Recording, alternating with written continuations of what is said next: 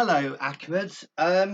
Now you'll remember that in the last video I was trying to integrate this expression here, and I seem to remember that I did get this, but when I added it to the other linearly independent solution, I forgot about this minus sign here. I think it was that minus sign, so I put this at the front, as it were, thinking it was positive, but it wasn't. Anyway, ultimately, the solution to what I'll do now is I'll type the equation that we solved. So we solved u double dash of t. So this means u is a function of t, or in this case, the second derivative of u is a function of t, plus 2, I'm calling it k, you can call it kappa if you want, times u of t, times u dash of t, u dash of t. Have I got that right? Oh, it's automatically put a minus sign in there, hasn't it? That's handy.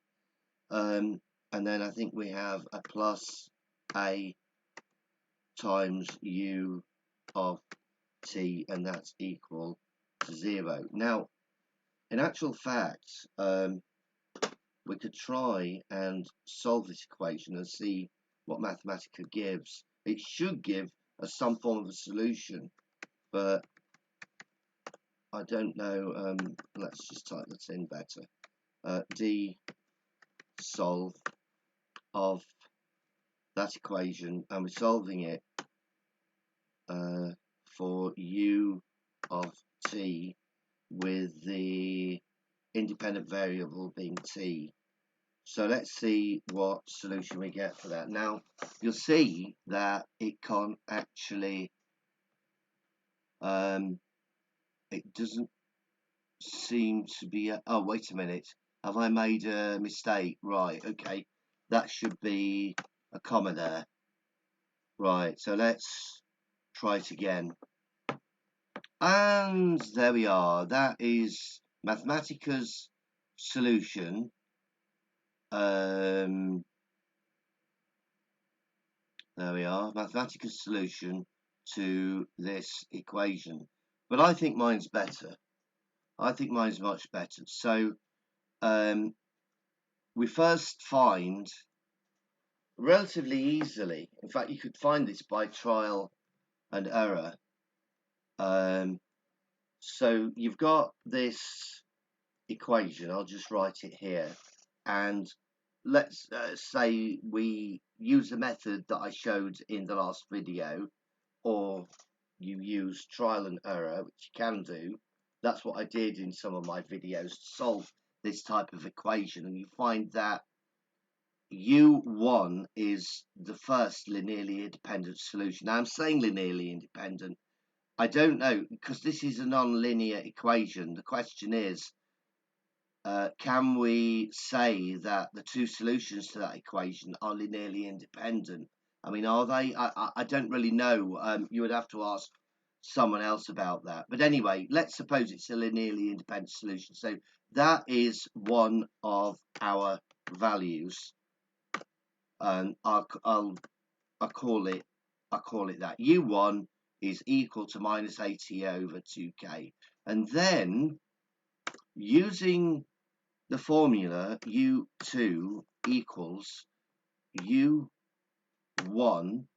times, I'm going to try and, yeah, here we are. So we're going to use an integral sign. So we've got U1 times, and I'm going to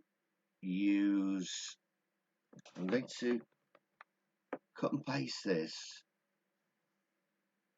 but before I do that, I'm going to put a minus sign there, and then another integral, and that's with respect to t, and that little integral is with respect to t as well.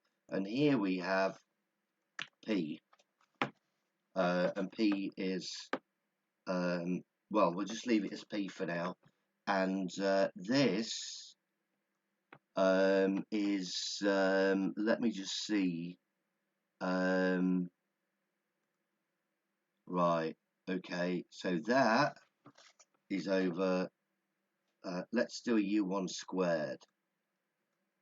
So let's just, I like to do it so it looks like it would in the books. So, right, so U1 squared. Right, so that is how you find the second linearly independent solution. So this, we ought to really define what U2 is. This writing the equal sign like that with two dots in front of it, with a colon in front of the equal sign, that means we're defining U2 to be this expression here. So what we can do is we can take that.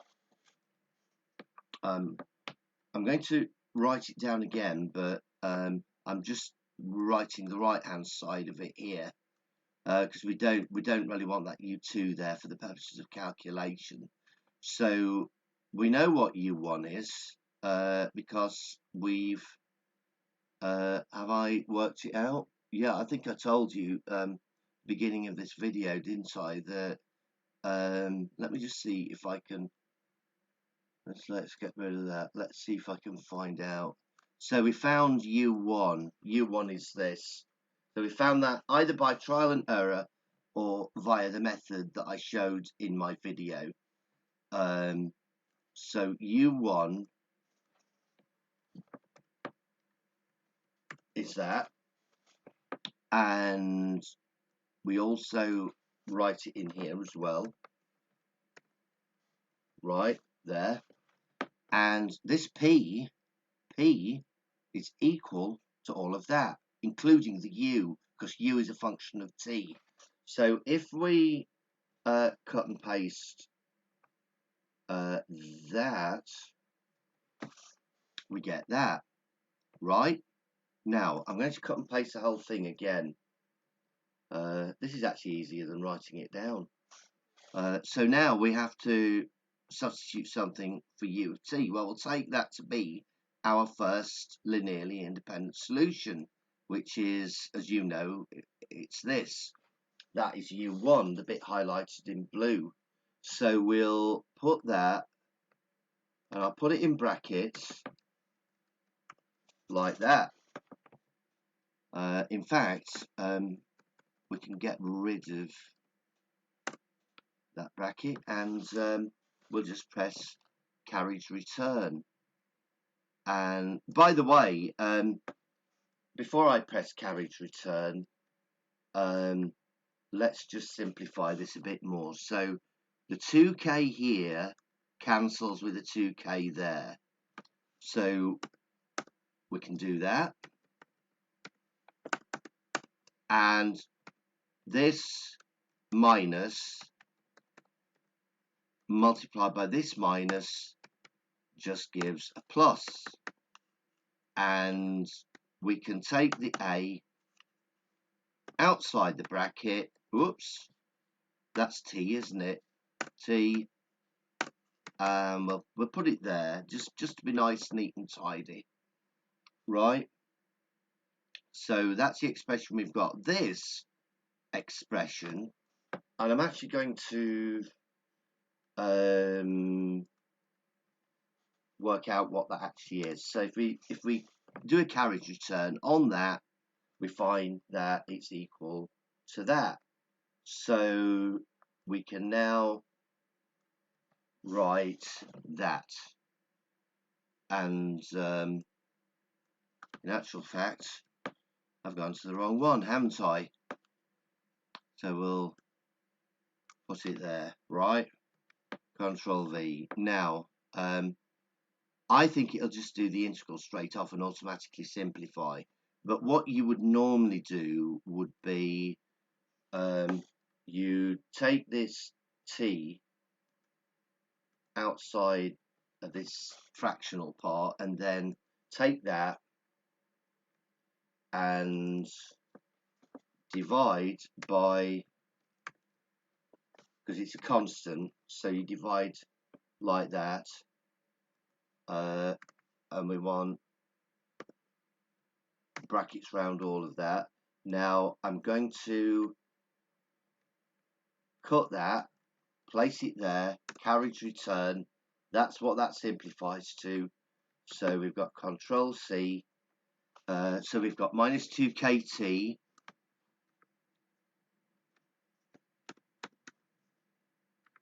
right. So we've got that, and also we can get rid of that because we've taken it outside and put it there and divided it out. So now that is our simplified integral formula. If we press, I'll just scroll up a little bit. If we press pause, carriage return, then that's the formula that we get. We'll just see what it does if we simplify it. It's not massively made a difference, but we'll take this second solution here. So it's obviously giving us the option automatically to plot, so it saves me having to type in the formula. So if we plot this,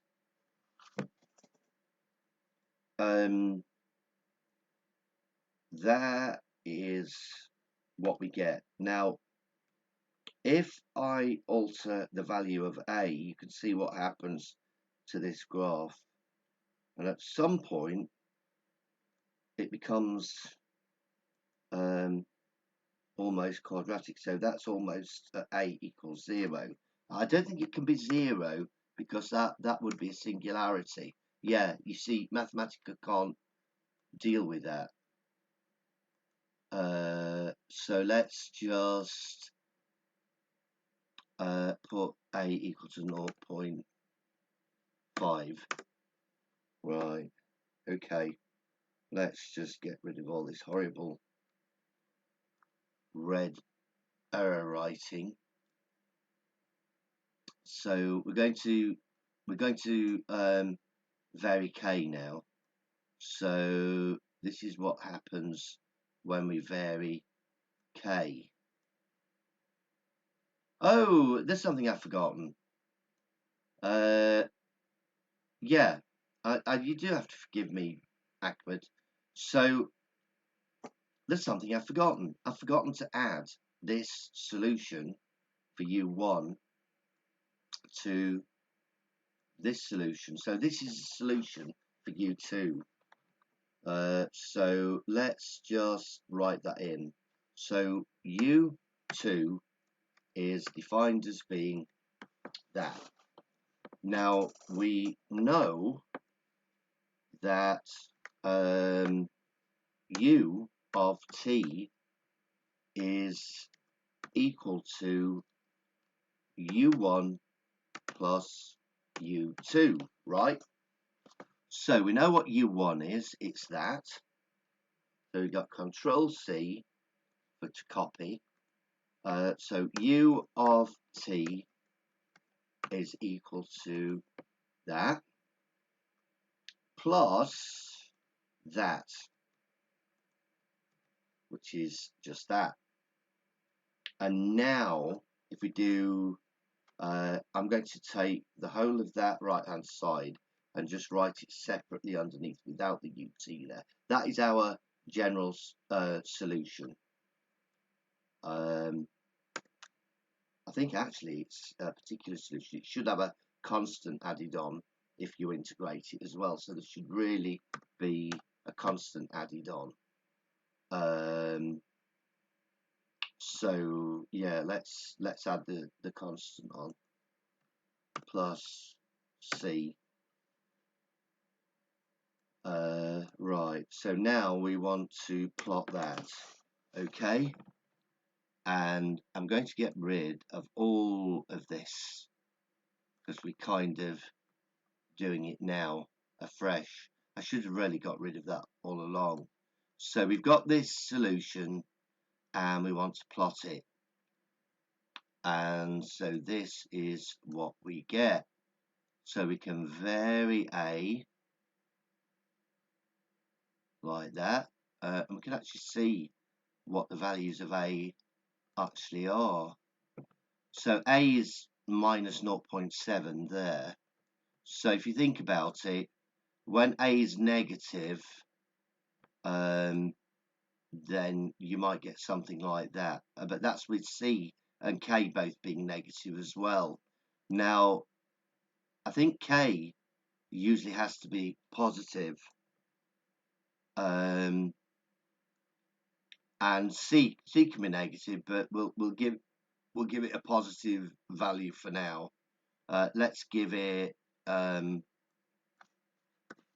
positive value of 2. So C is 2 there, and let's vary K. So that's actually what we're getting there, according to this. If we vary A a little bit more, that's the sort of graph we're getting. Now, that's an interesting curve, isn't it? So,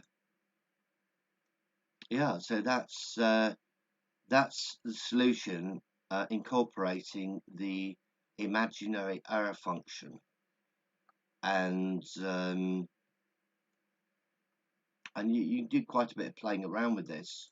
So I don't know why A isn't working now. Oh, there we are. So for very negative values of A, you get that really angular sort of part there.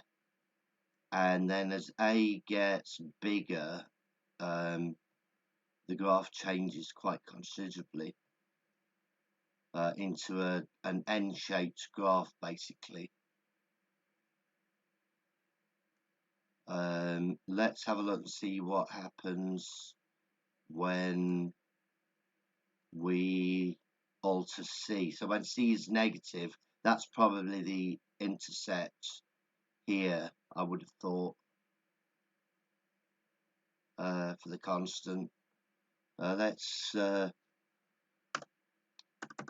Let's change the value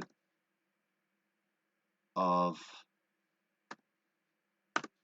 C. Well, we're changing the range of C there. We'll take K from -5 to +5 and see what that does to the solution. So let's just have a look at this graph again. So we want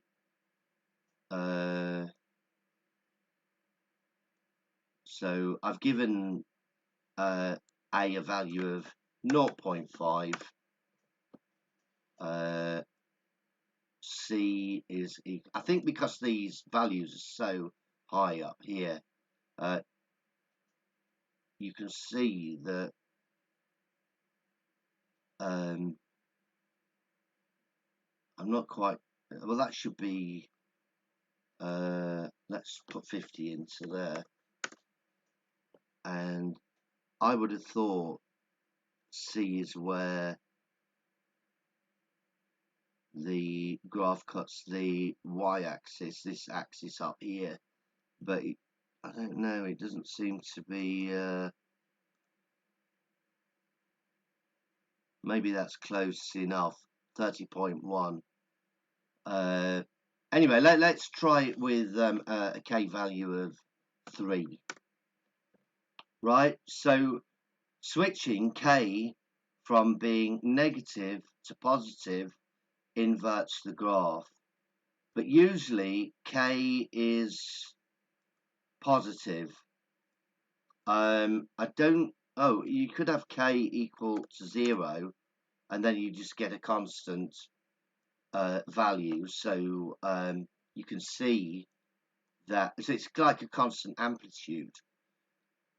So k equals 0 here and k equals 0 there equates the whole of this part of the solution to 0, leaving only c. And there you can see that c does the curve, which in this case is a straight horizontal line, cuts the y-axis at 50 there. So it does cut at 50. Now, if we just incrementally move k to be 0.5, what do we get? We get that. I'm wondering if we can actually home in on the solution. So there you can see those are negative values of A. In fact, actually, what would happen if we change that to I'm going to say from minus 20 to 20. That's the range of A.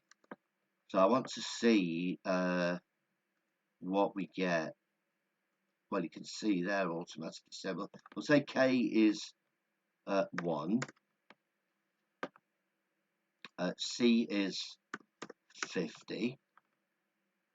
And, well, you can see there that for A's minus 20, you get a very angular curve. And as A increases, you get, that's rather interesting, it starts to level out, doesn't it? So then you get that kind of a curve at, is it 0? That can't be right. So let's just, so 0.1, okay. Ah, right, that's an interesting curve. Let's get rid of all of this.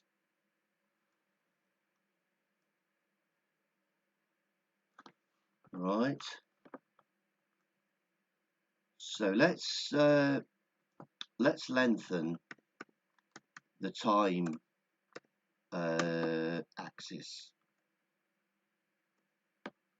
Ooh, doesn't like that very much, does it? So let's change all these values again. So we'll have k is equal to 0.1. C is equal to 50.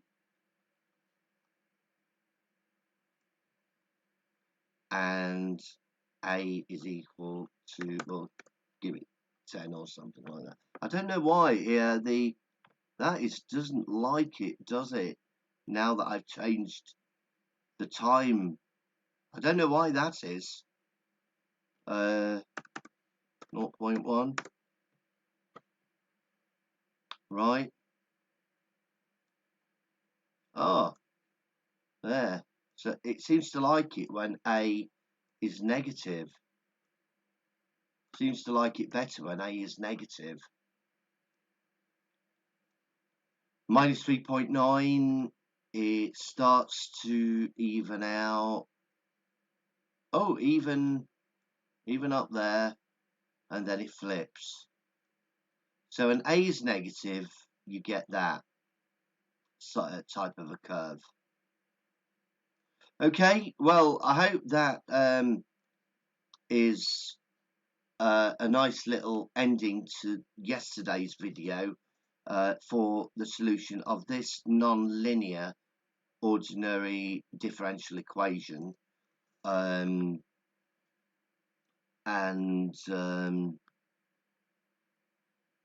To which the solution is this, or if you like, more succinctly that. And there is the plot of that solution. So I'll just leave it as that for now and bid you farewell and See you later. Yeah, okay. Cheers then.